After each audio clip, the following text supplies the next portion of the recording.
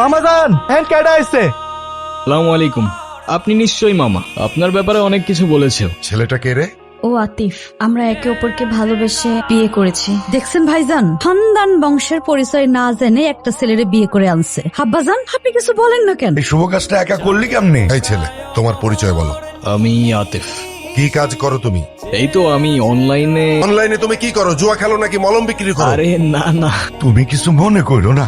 নানু ভাই, তোমরাই তো চেয়েছিলে আমি বিয়ে করিনি, তাহলে এখন কেন সরগর পাকাচ্ছ? আমি তোমাদের পছন্দ মতো বিয়ে করিনি, তাই বলে আমার জামাইকে এইভাবে অপমান করবে? সব একটু একটু হয়।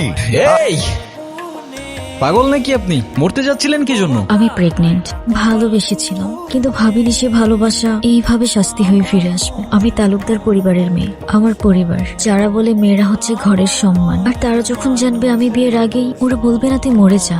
আমি বুঝে যাব আমার মরে যাওয়াই উচিত। এই তোর চিৎকারটা এখানে